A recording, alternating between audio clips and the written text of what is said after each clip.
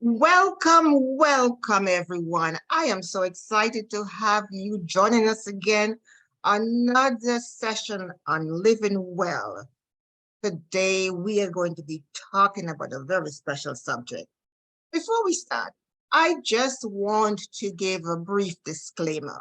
This presentation is for educational purposes only. The information shared here is based on our research, personal experience, and biblical scripture. Our goal is to educate you on the topic, not to assess, diagnose, prescribe, or treat any medical conditions. If you have a specific condition or situation in which you are concerned, you are encouraged to seek advice from your personal physician. This educational presentation is intended to increase awareness on the topic presented. And the topic that we are going to talk about today is empowering the brain for greatness. My name is Emilyn Mark, and I just love talking about health because you know what? This is the way, or if we keep our bodies healthy, we can live longer and we can have a happy, healthy life, and we can communicate with our Creator. And I tell you, it's just so beautiful. I just love being healthy. So today, we're going to talk about the brain. The brain is a marvelous organ. It is the most complex part of the human body. This three-pronged organ is the origin of our sense, inception of our intelligence, and control our behavior. It is protected by the bony prominence, the skull, and cushioned by protective fluid called cerebral spinal fluid. 68% of the brain is water. 78% of the brain is water. 10% is lipids, a type of fat, 8% protein, 1% carbohydrate, 2% soluble organics, and 1% inorganic salt. The brain is the source of all the qualities that define us. It controls all functions of the body. Moreover, our brain is the medium that we use to communicate with Christ. And it is through the mind or brain, because we use those two words interchangeably, the mind or brain, that he communicates with us as his children. Philippians 2:5 says, "Let this mind be in you, which was in Christ Jesus." To have the mind of Christ, to understand God's plans for us, to bring glory to his name, it is essential that we cultivate habits that will empower the brain for greatness. So how do we do that? Today, we are going to continue discussing activities that we can do for our brain that will empower it for greatness. So, diet, I'm sorry, something got mixed up here. Diet is a activity because we're eating. So the foods we eat affects the neurons. Neurons are those building blocks of our brain that use electricity and chemical signals to send message between different areas of the brain. So if we have a diet that is high in unhealthy fats and refined sugars, this can cause inflammation to the neurons, to the part of the brain that transmits messages. It causes inflammation. And when we have inflammation, it's going to inhibit the formation of new neurons and decrease that transmission of messages going from one area of the brain to the other. Unhealthy foods affect the way the brain works and can lead to brain disorders like depression, decreased learning, reasoning, and memory. Hence, it's important that we eat healthy foods. Foods rich in high antioxidants. For example, fruits, berries, beans, legumes, and green leafy vegetables. All of these are healthy foods that we need to nourish our brain with. Healthy nuts, like walnuts, almond nuts, healthy oils like olive oil, avocado oil, coconut oils. All of these are healthy foods that we need to nourish the brain.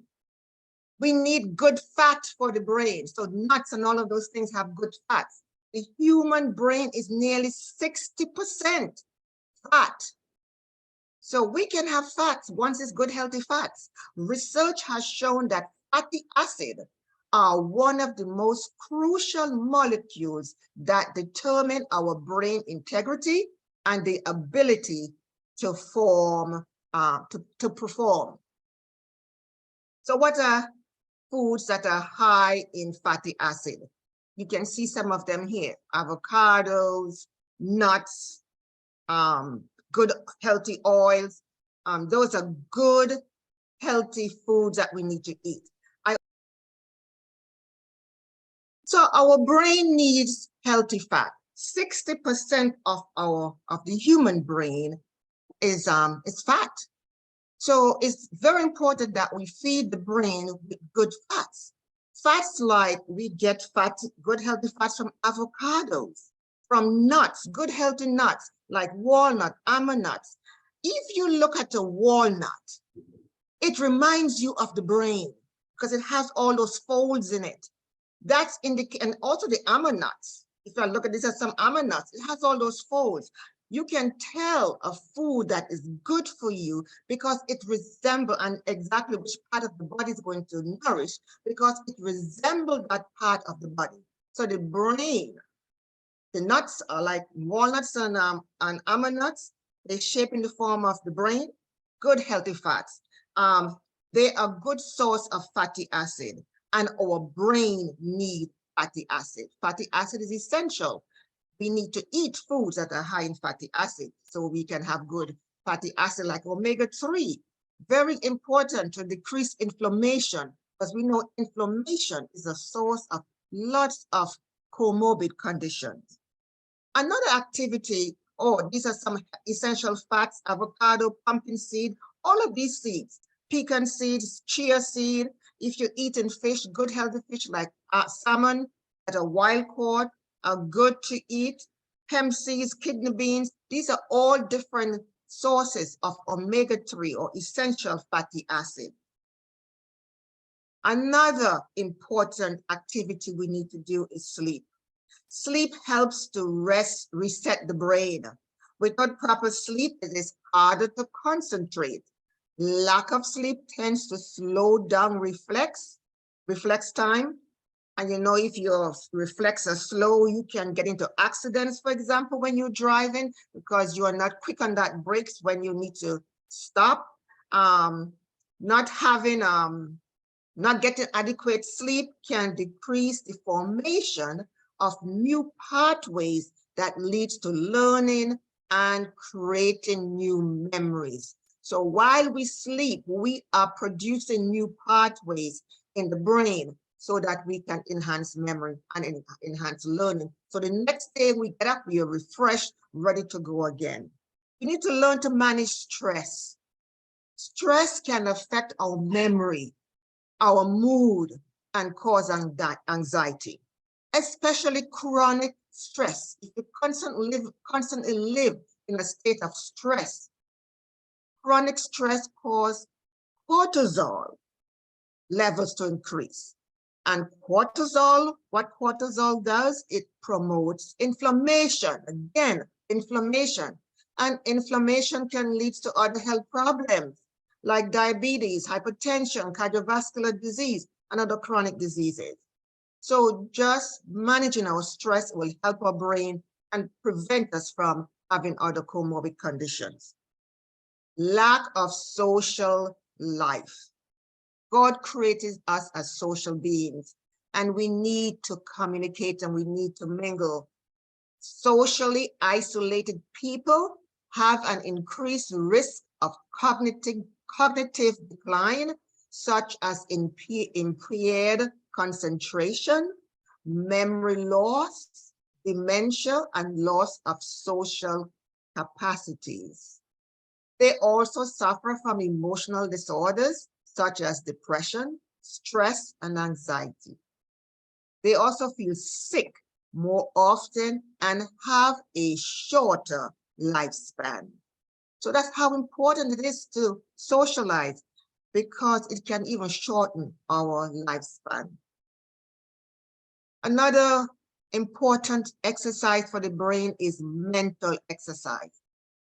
According to the Alzheimer's Association, research shows that keeping your brain active increases its vitality. Doing new things in new ways appears to help retain brain cells and concentration. It may even produce new brain cells. Engaging in mental exercises such as reading. We think reading is just a simple thing, but from what research has shown, reading is a complex task that requires multiple parts of the brain to work together. So when we are using several parts of the brain, it helps strengthen the brain and help us with memory. Doing puzzles, the crossword puzzles, it helps with learning. Doing puzzles and learning new skills are ways to engage in mental exercise.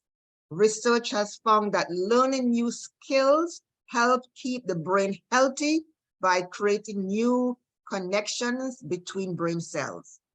One research that was done, it showed connective improvement over a year later after the subjects engaged in learning challenging skills. The results were verified by doing brain scan and cognitive tests on the subjects. After 1 year of challenging new skills, the researchers found that that they were able to concentrate better, and they were more neural circuits that was used, and more circuits that was used. It also helps decrease neurodegenerative disease. So by doing these challenging skills, it strengthened the brain, it decreased neurodegenerative disease like Alzheimer's and dementia. Another important activity we need to do is avoid medications that can make your memory worse. This was something that I wanted to bring out because a lot of people do not realize that certain medications that they take can worsen their brain. Anticholinergics, what that does, it blocks neurotransmission in the central and peripheral nervous system. Some examples of these anticholinergic medications are Benadryl. Simple over-the-counter Benadryl. I know it comes in like 200 milligrams, but sometimes we might take more, like 400 milligrams or more. Benadryl is one of them. Tylenol PM. Also, Aleve PM. Ditropan. Sedatives like Ambien and Valium. These can cause neurodegenerative decrease in the neurodegenerative connection and cause diseases. The FDA now has warning on statins, those medications that we take to lower our cholesterol. It shows that people can develop memory loss or confusion while taking them. So if you're taking statins, be aware that that can happen. I have had patients where patients came into the hospital confused. And when we checked their medication, one of the medications they were taking was statins. We stopped it. And they were able to clear up their memories, So just be careful. We need to read side effects of medication and be aware of them. A very, very, very important activity we need to do is exercise. As this week or this month, we have been talking about activity. Exercise. You might wonder what activity or exercise has to do with the brain. Well, everything. Just as you need exercise to strengthen muscles, the brain is no exception. You can say exercise does the same for the brain as it does for your heart and your muscles in your body. Physical activity can help you think. It can help you with learning, problem solving, can help you enjoy a good, healthy life, an emotional, balanced life. It can improve memory and reduce anxiety or depression. Exercise strengthens the brain. As we get older, as we age, exercise is essential. It significantly improves brain function. According to Dr. Judy Cameron, she said that when you exercise increases the number of tiny blood cells that are responsible for bringing oxygen-rich blood to the brain and also nutrients. In order for the brain to work properly, it needs food, it needs nutrient, it needs blood supply. So by exercising, it increases and expands these blood vessels so that it can bring more blood and nutrients to the brain. The brain cells can obtain more nutrients and more fuel to operate if we exercise. She continued by saying, exercise activate neuroprotective genes that help protect the brain cells from damage. Exercise also helps produce new neurons and cells for some parts of the brain and improve the function of brain synapses. That's how message is conducted and travel from one section of the brain to the other and to other parts of the body. 75 minutes of brisk walking per week can result in cognitive benefits. Research shows that exercise also can help prevent or delay the onset of Alzheimer's and other forms of dementia. A study conducted by CDC found that cognitive decline is almost twice as common among adults who are inactive, just sitting around. Inactive people have cognitive decline. Comparing those to people who are active, the research shows that those who engage in regular exercise, they have better cognitive skills and memory. It was once thought that adults could not grow new brain cells. A study done on 7,000 middle-aged to old adults demonstrated that people who spend more time engaged in moderate to vigorous physical exercise or activities had larger hippocampal volume and improved cognitive function. So the hippocampus plays a major role in learning and in coding memory consolidation, and spatial navigation. It also holds short-term memories and transfer them to long-term storage in our brains. The hippocampus is embedded deep in the temporal lobe, on the side. Damage, the reason why it is so deep in there, because damage to the hippocampus can cause amnesia. therefore preventing the person from forming new memories and remembering past experiences.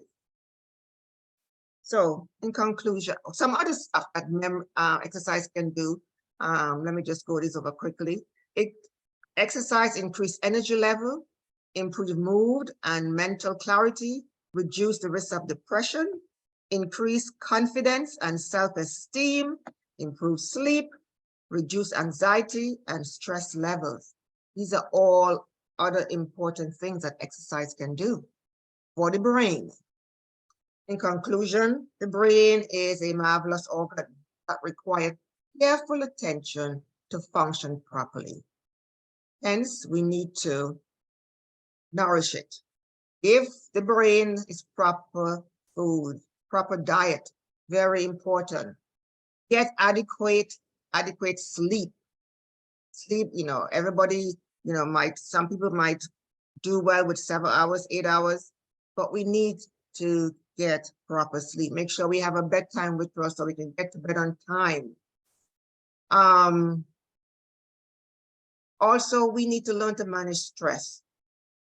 Do not isolate ourselves, because lack of social activity does decrease the memory. Socialize with friends and family, safely. Challenge your brain.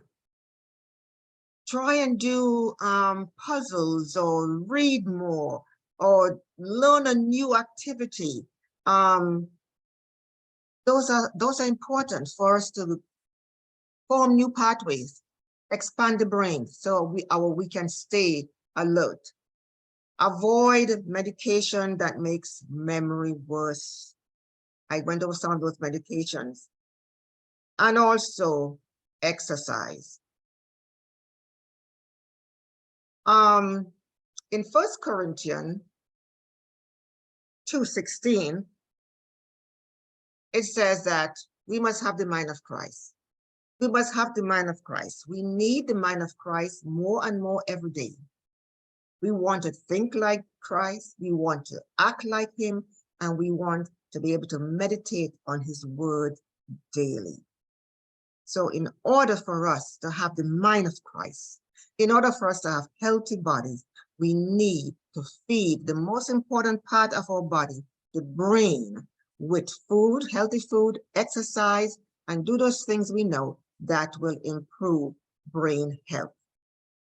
I know this week we have been talking about, not this week, but this month, for the past 4 weeks now, we have been talking about activity and how important activity is for us. We talked about exercising.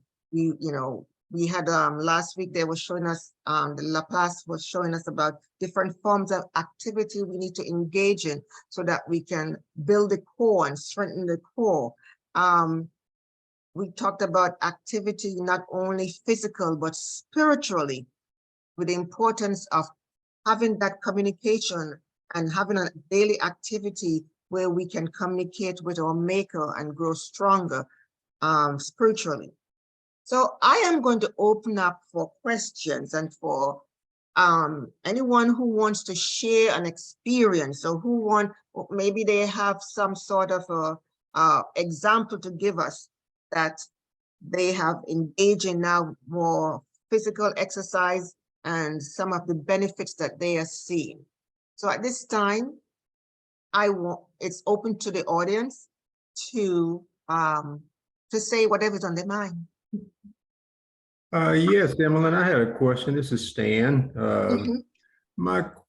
I guess, you talked about all the benefits of that you can attain by having a healthy brain, but I would guess the same would be true in a negative effect if you were overweight or even obese. How does that affect the brain? Yeah, that is so true, Stan. Thank you for bringing that up. We talk about exercise, even anything overdoing. So obesity, chronic diseases, all of those things affect the brain because it dampens the brain. Now, someone who may be obese or have diabetes or hypertension, what happened? Decreased circulation. Decreased circulation in the body will also decrease circulation to the brain. And because the brain is not having enough blood flow and the correct type of nutrient going to it, the brain's going to be sluggish. The person will not feel, motivated to do anything. It brings on depression. People who live a sedentary life also, it causes them to have depression. Over exercising can also have a negative effect. We have to do everything in moderation, because when we stress ourselves, and over exercising is a form of stress. And as I said before, stress can bring on inflammation. So someone who over exercise, when you're pushing yourself, so much that you start having pains and aches and soreness because of over exercising, it causes inflammation. And whenever there is a source of inflammation, it's a sort of disease process is forming. Cytokines, those are the chemicals that are released when inflammation is present. And that cytokine, it damages organs in the body. It damages the pancreas, it damages the heart, it damages the lungs, the kidneys, and all our major organs, it damages. So we need to keep stress down. We need to keep, overdoing, not to overdo exercising, and to try and prevent those comorbid conditions like obesity and diabetes and hypertension and so forth. I hope I answered your question, Stan. Yes, thank you very much. Oh, you're welcome. Emilyn, one thing that you mentioned was the, eating the good foods for a good, healthy brain as being one of the activities. One of the things that I heard recently is also the importance of drinking water so the brain is not dehydrated, because with dehydration, it actually can affect the thinking and processing of information. What else? How would you respond to that? That is so true, because in my research, I found that the brain, 78% of the brain is water. So the major portion of our brain is water. So if we are dehydrated, imagine what could happen. I know sometimes I would hear people say, oh, I have a headache. That could be a signal telling that person that they're dehydrated. So just by drinking water, it can help with that headache. You don't have to run for some Tylenol and something that you think that's some kind of pain medication to relieve that headache, just by drinking water. So dehydration is a very major problem that can affect the brain, because the brain is, so much of it is water. It shrinks the brain. It can cause, as I said, headache. Not having enough water can cause other problems like constipation and high blood pressure, because it causes the blood to be so viscous. Now the heart has to pump harder to get the blood through. So water is essential. We need to drink at least 7 to 8 glasses of water per day, and even more if you're outside exercising, or if you're outside gardening, you're out in the sun. We need to drink more water. So if we can have a habit of, drinking more water, it will improve our health. Thank you, Emilyn. Oh, you're welcome.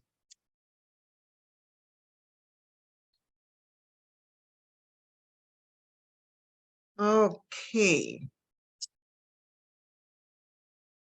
So, let me see, there's something in the chat here. How do you manage stress? That's a good question.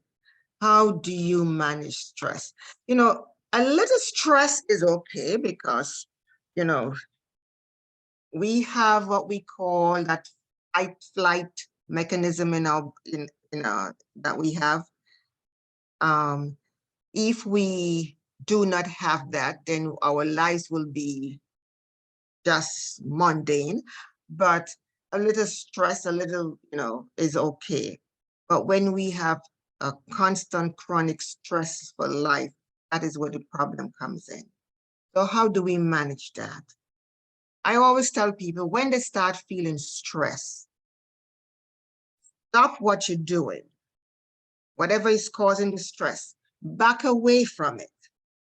Go in a quiet place if you can. Sit and just do some deep breathing. Inhale and exhale. Slowly inhale and slowly exhale. By doing that, we stimulate what we call the parasympathetic nervous system. The parasympathetic nervous system is that part of the body that calms you down. When you are stressed, that's the sympathetic nervous system that is all like, have you ever seen fireworks? It's just like firing away. Well, it's something like that. But when you take deep breaths, calm yourself down, you stimulate now your sympathetic nervous system. That system takes over and it makes you feel calmer. So that's another way of relieving stress. Get away from the stressful situation, take deep breaths, go outside, and if you can, enjoy nature. Nature has a calming effect on a person, and it helps relieve, decrease their stress. And if you have someone who you can talk to, maybe just by talking to someone, you can also relieve your stress. That person maybe can help you with solution on how to resolve whatever is causing the stress. So those are some ways I find that can relieve stress. I don't know if anyone have any other opinion on it. I think getting to the source of the stress, Emilyn, is really important. I Right. think sometimes we're trying to manage the symptoms, but we really need to say what is causing the stress, because if it's the source, it will reoccur. If it's the source that we identify, then we'll know when next time that happens, this is what I will do. So I know the word of God has many promises. Sometimes we're worrying about things that we need not worry about, that we need to just give to the Lord. And so I would say that, start by knowing the source of the stress and then go to the source, who's God, who can help us address the stress. And sometimes just removing yourself away from the situation. Many times we know what's causing it, but we're too afraid to distance ourselves from the stress. So it just keeps getting triggered every time you're in that environment or with that person or, along that line. That is so true, Dr. Sankey. Get into the root cause, because once you get to the root cause of whatever is stressing you, it's, you can relieve it, and that stress, and when it happens again, you know exactly what to do, or just to avoid it. Yeah. Okay. All right. Good evening, everyone. Good evening. You have a mental issue dealing with, and the medications, especially particular ones, are making that person who is taking that medication act crazy. Let's put it that way. I mean, and when you read up on it, the side effect is bad, but they are just increasing. What do you do? That's difficult. That's difficult. It's good to talk to your doctor. First thing I would do is talk to the doctor. Let the doctor know what side effects that the individual is experiencing, while taking these medications. Sometimes changing it to a different brand or a different type of medication might relieve that problem. But, that's the first thing I would do. Talk to the doctor and see what different medication that maybe they can give the person. Mm. Now, we also need to look at, what we eat. I am a firm believer in the things we put in our bodies, what is causing lots of our problems, so that we do not have to take these medications.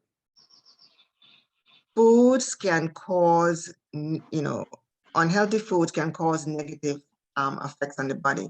And sometimes too, even foods that are considered healthy, some not. people can, Yeah, yes, they're not, they're true. yeah, they can cause adverse effect on someone because they're sensitive to it, Yeah. and therefore it's causing a problem. So if we can look at what we eat, see what is, when we eat it, what effects, what it causes on the body, and if we can avoid those things, and pray, asking God for help, looking at alternative ways on how we can, help with the situation, with whatever medical condition we might have. Talking to your doctor and having them work with you. There's some doctors who will work with you, doing alternative treatments. So find a doctor who is open-minded to work with you with alternative treatments. I will not go to a doctor if they do not believe in alternative medicine, because alternative medicines have proven to be effective. Very effective. Yes. Mhm. I don't know if anyone else have a thought on that question. That's a very good question. It's hard. So, I mean, I'm dealing with the situation, and one of the particular medication I'm referring to is Oh, Namenda. yeah. And every time you take, the craziness that goes on. Mm-hmm. So, man, I was the doctor. I took it off. Not giving Yeah. it. I have to Yeah. deal with the situation. I'm not using it, So I have turned to alternative Mm-hmm. in my little way, Mm-hmm. because alternative is very costly too, Mm-hmm. And I think, the results are better. I mean, there are times when there are flares, but Right. most of the times there is a calm, Mm-hmm.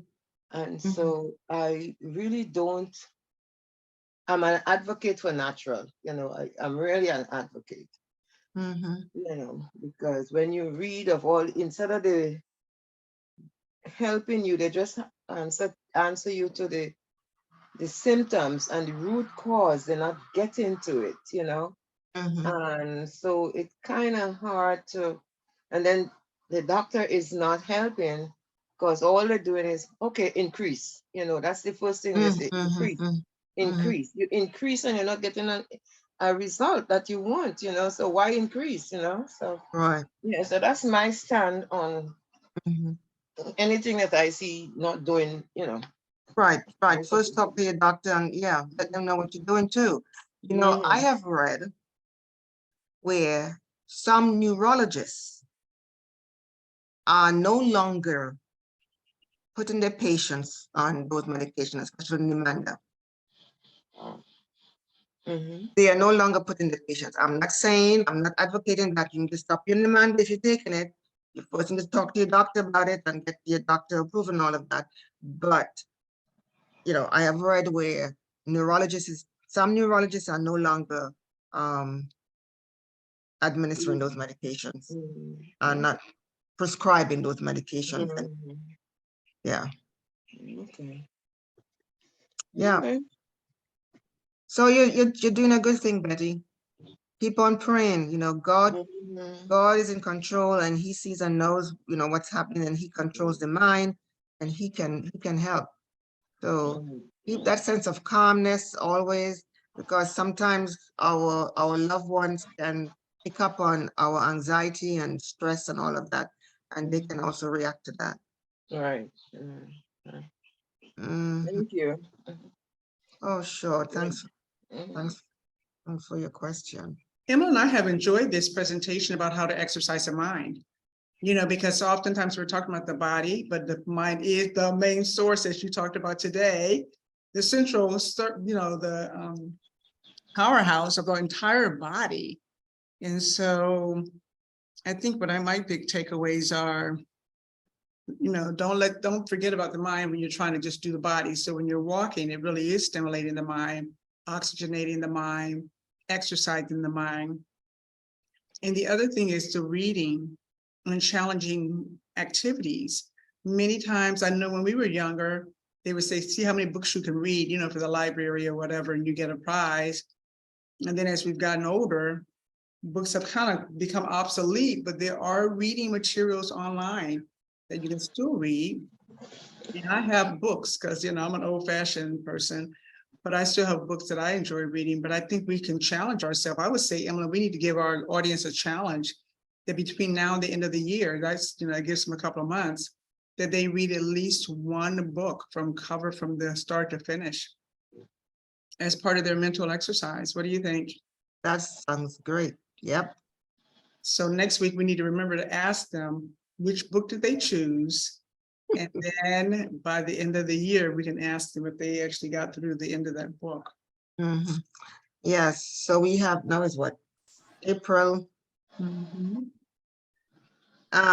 So we have about 8 more months left in the year. So even if they read a chapter a month. It's a small book. The chapters. Yeah, it's hard to squeeze that in sometimes. I'm talking about myself. So, Mhm. if you read a chapter a month, and it's okay to read a chapter a month because then you can process the information and apply the information. Mhm. Many times we're just reading for enjoyment, but if it's a book that for personal development, spiritual enrichment, we really should be able to, start applying what we read. Mhm. Okay, so you hear the challenge. We are going to read a book, at least one I'll book, call you back, okay? at least one I'm on book, a Zoom call. I'll call you back. at least one book, for the year. Mhm. Mhm. Yep. Okay, thank you all for participating in this presentation. I am glad that you were here today. I hope this was beneficial for you. So we're going to stop. Again, thank you for joining Living Well. We look forward to seeing you for future programs. Emily and I are so grateful and thankful that you realize the importance of living well and that you're joining and supporting this program weekly. Thank you again. Be sure to tell your friends and your family of the importance of what you're learning on this program platform and how they too can live well. Be blessed.